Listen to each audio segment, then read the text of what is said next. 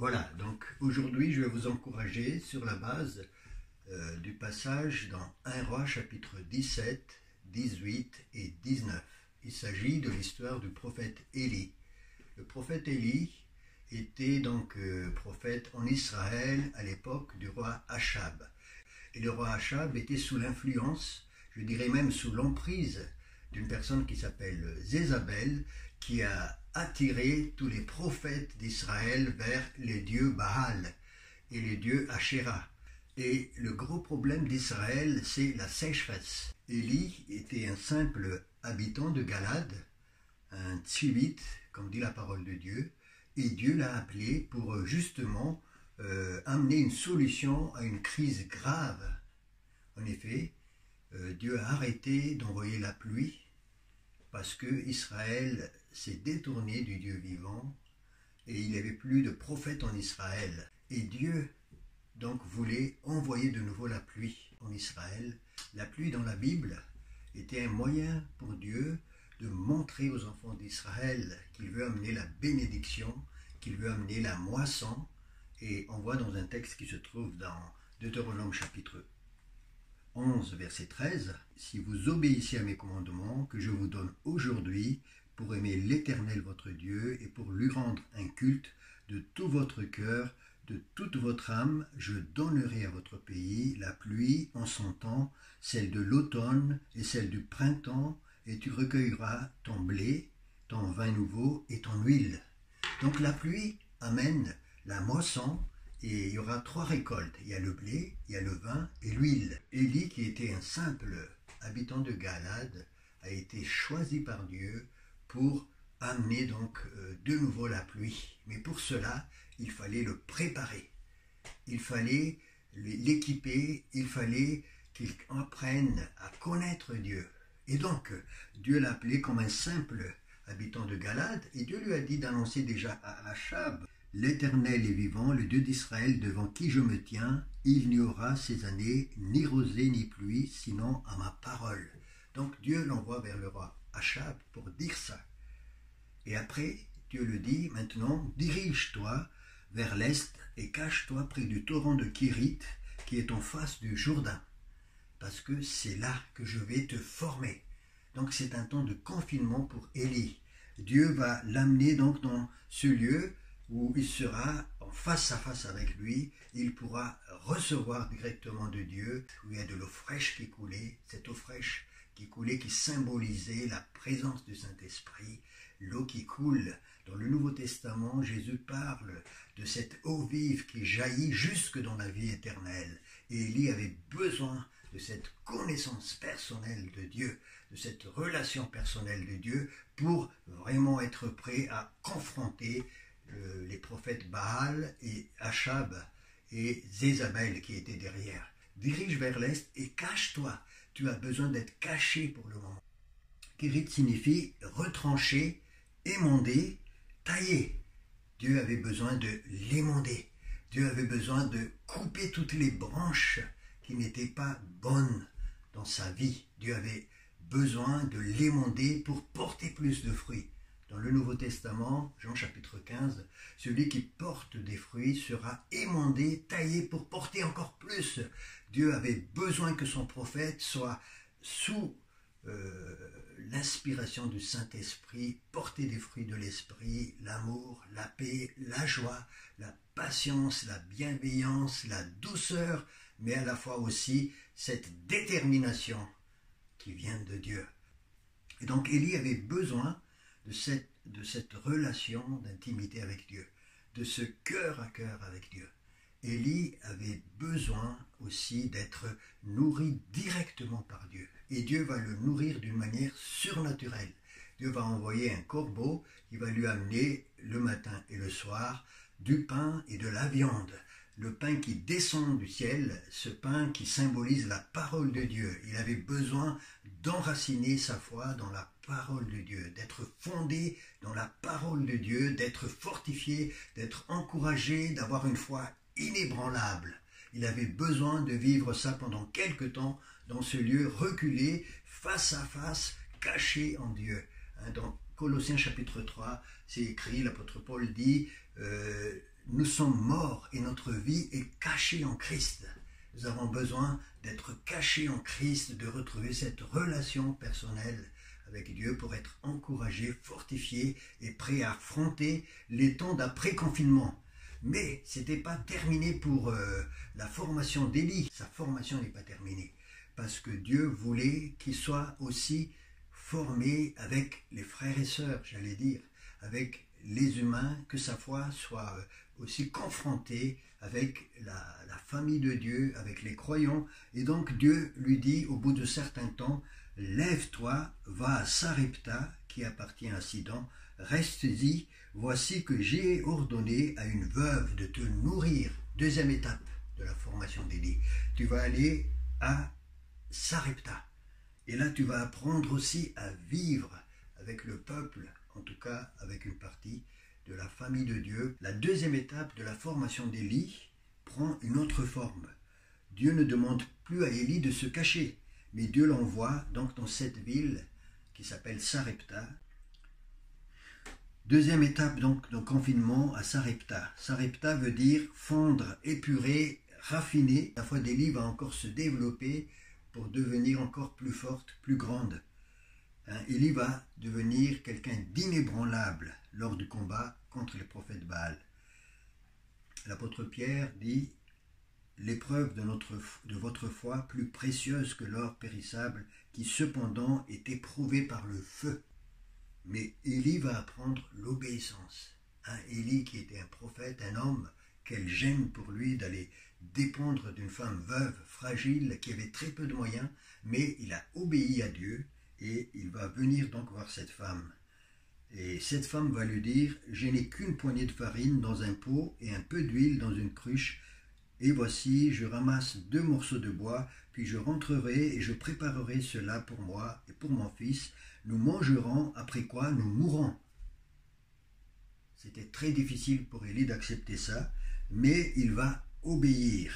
Il va dire à cette dame, sois sans crainte, rentre, fais comme tu l'as dit seulement, prépare-moi d'abord avec cela un petit gâteau et tu me l'apporteras, tu en feras ensuite pour toi et pour ton fils, car ainsi parle l'Éternel, le Dieu d'Israël, le pot de farine ne s'épuisera pas et la cruche d'huile ne se videra pas jusqu'au jour où l'Éternel enverra la pluie sur la surface du sol.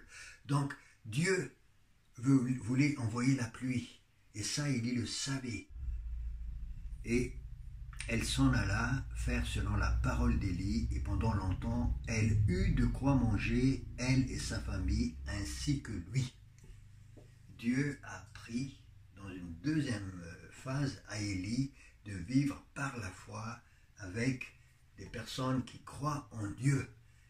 Et c'est là que Élie a appris l'obéissance en vivant sa foi avec, je dirais, des frères et sœurs. Mais il y avait un gros problème parce que cette femme avait perdu son fils unique. Et elle commençait à avoir des pensées méchantes vis-à-vis d'Élie en pensant qu'Élie est venu pour la culpabiliser et pour amener la mort et la malédiction. Élie n'a pas répondu à ces accusations-là. Élie n'est pas rentré dans un débat contre ces accusations-là, mais il est allé vers Dieu parce qu'il savait, étant donné son expérience de Kérite, il savait qu'il devait de nouveau se ressourcer en Dieu. Et là, il a invoqué Dieu, le Dieu de la résurrection. Alléluia. Le Dieu de la résurrection et la vie, comme disait Jésus, Jean chapitre 11, verset 25, « Je suis la résurrection et la vie, celui qui croit en moi, même s'il est mort, il vivra, et celui qui vit et croit en moi ne mourra jamais. » Élie avait foi en ce Dieu de la résurrection. Et là, Dieu voulait qu'Élie expérimente au milieu du peuple de Dieu la puissance de Dieu qui ressuscite les morts. Et là, Élie a invoqué le nom de Dieu, Dieu a ressuscité cet enfant, et la femme a reconnu le ministère d'Élie. La femme a reconnu que Élie est envoyé par Dieu. La deuxième étape de la formation d'Élie auprès de cette veuve de Sarepta. Maintenant, après ces 2 étapes de formation, Élie était presque prêt. Et il restait encore quelques jours, la Bible dit dans 1 Roi chapitre 18, « Bien des jours s'écoulèrent et la parole de l'Éternel fut adressée à Élie. La 3e année, en ces termes, va te présenter devant Achab et j'enverrai de la pluie sur la surface du sol. » Dieu maintenant est décidé d'envoyer la pluie parce que son serviteur est prêt. On va confronter les prophètes Baal, on va rétablir l'autel de l'Éternel, on va invoquer le feu et le feu va montrer qui est le Dieu, qui est au-dessus de tout ça, qui est le Dieu vivant. Donc si vous avez bien suivi, frères et sœurs, vous avez vu qu'il y avait ce temps de confinement et le confinement progresse. Je crois que Dieu est en train de préparer son peuple. Dieu est en train de préparer son peuple en France, particulièrement en Europe aussi, dans le monde, à vivre ces temps de la fin où la pluie va descendre du ciel. La pluie qui va amener la récolte, la moisson, la pluie qui va amener le blé, la pluie qui va amener le vin, la pluie qui va amener l'huile. Mais pour cela, il faut confronter les prophètes Baal. Il faut annoncer l'évangile avec puissance, avec des signes et des prodiges. Dieu actuellement est en train de préparer son peuple.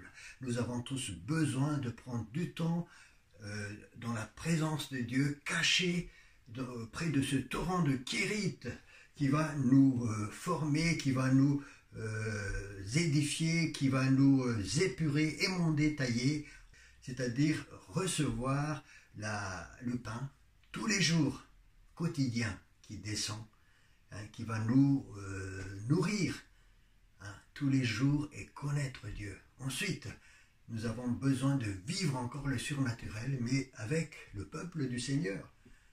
Et au milieu de ce peuple-là, on aura peut-être des problèmes, parce qu'on n'est pas toujours d'accord quand on est avec le peuple de Dieu, mais Dieu veut former aussi notre caractère. Dieu veut que nous soyons toujours en premier dirigés vers lui, comme a fait Élie, au lieu de rentrer dans des débats avec cette femme, cette veuve Sarepta. Élie est allé chercher la face de Dieu parce qu'il le savait. Et là, Dieu a ressuscité son fils. Donc, le jour arrive où Élie a convoqué le peuple par l'intermédiaire d'Achab, tout le peuple d'Israël, les prophètes Baal sur le mont Carmel et les prophètes d'Achéra. Et il a dit donc ce jour-là au peuple, il a dit « Arrêtez maintenant de clocher de deux côtés. Il faut maintenant choisir ce que vous voulez servir. Si l'Éternel est Dieu, ralliez-vous à lui, et si c'est Baal, ralliez-vous à lui. » Le peuple ne répondit rien, parce que le peuple ne savait pas, le peuple a été intimidé par Jézabel et les prophètes Baal.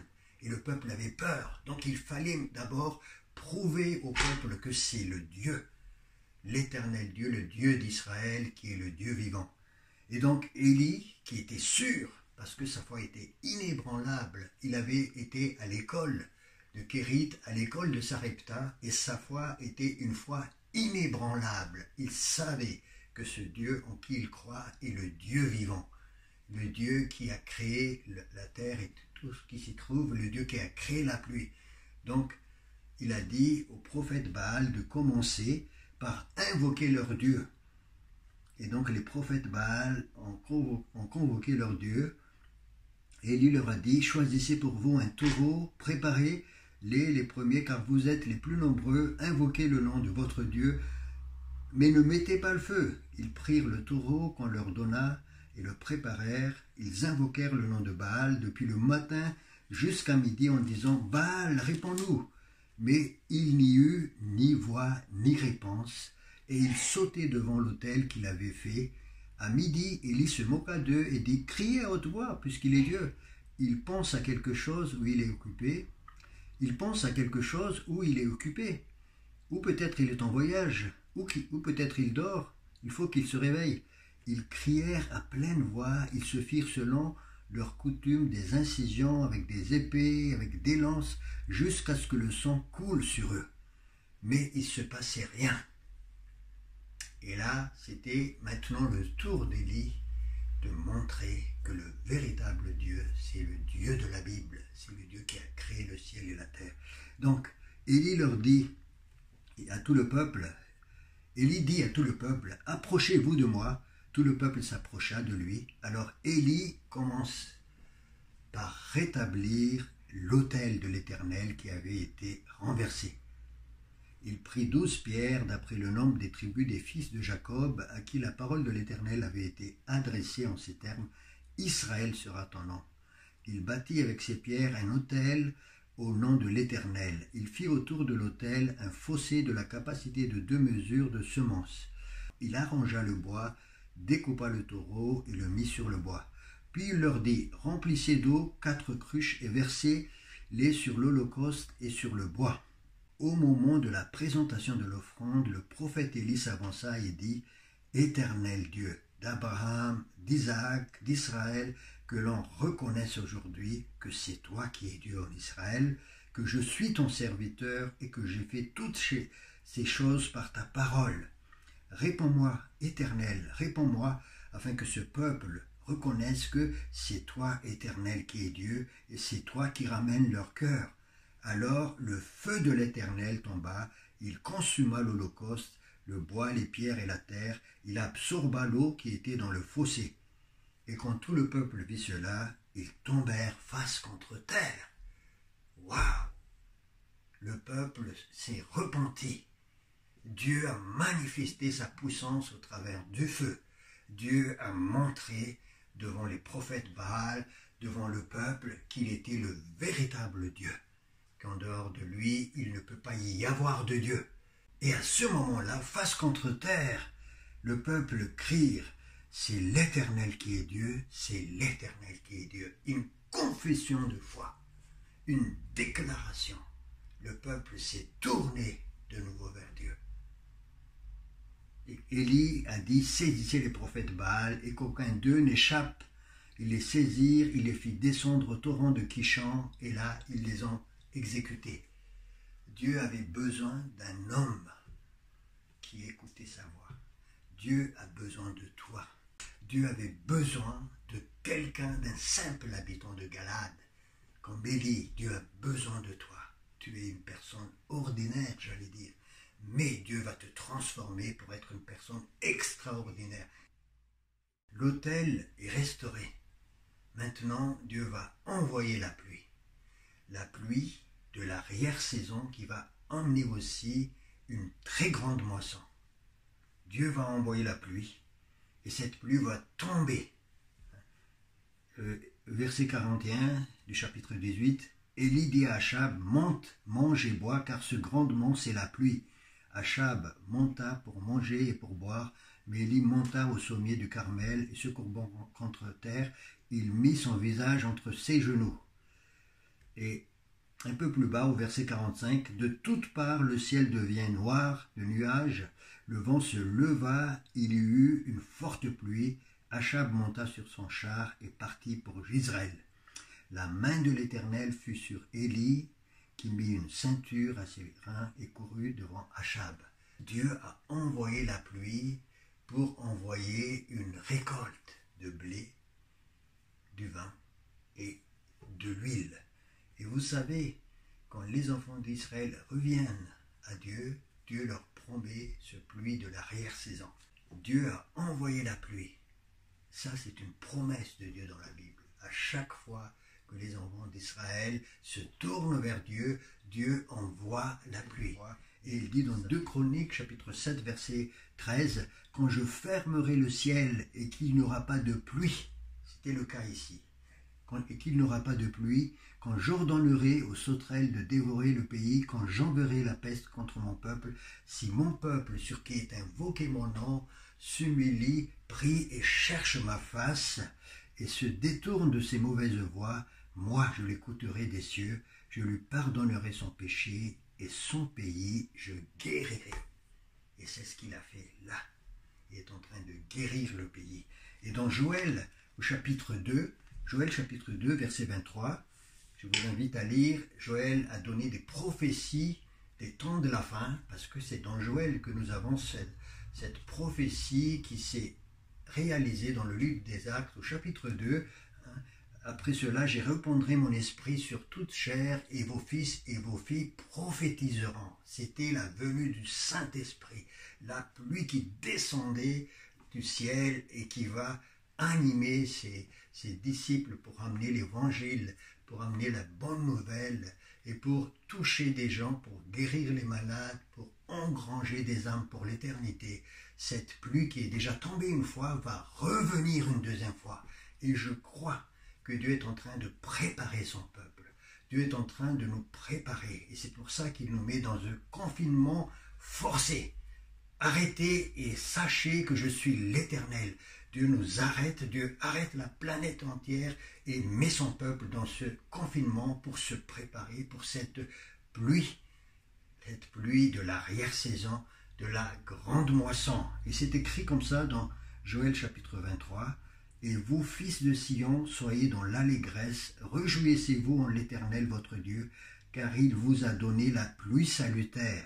Il a fait descendre la verse pour vous, pluie d'automne et pluie de printemps au premier mois. Les airs se rempliront de grains, ça c'est le blé. Les cuves regorgeront de vin nouveau, ça c'est le vin, et l'huile et de l'huile. Et je vous restituerai les années qu'ont dévoré la sauterelle, le grillon, le criquet et la chenille. Dieu va envoyer une pluie qui va permettre à Dieu de restituer tout ce qui a été volé pendant des siècles, des années sur la terre. Et ça, c'est le réveil, juste le réveil qui précède le retour de Jésus. Dieu veut encore toucher l'Europe, la France. Donc, frères et sœurs, continuons à intercéder, à aller au Kérit, au torrent de Kérit, aller voir la veuve de Sarepta, se préparer pour la confrontation et s'attendre à ce que la pluie de la dernière saison arrive et nous donne la moisson. C'est ça l'appel de Dieu sur ta vie. C'est ça l'appel de Dieu sur ma vie. Église, prépare-toi à être transformé, à être épuré, à être taillé pendant ce temps de confinement, à être éprouvé, à vivre le surnaturel pendant ce temps de confinement et à confronter le mal en annonçant la bonne nouvelle et voir la pluie descendre, la pluie bénir le peuple, bénir le monde avant le retour de notre Seigneur. Sois béni, que Dieu vous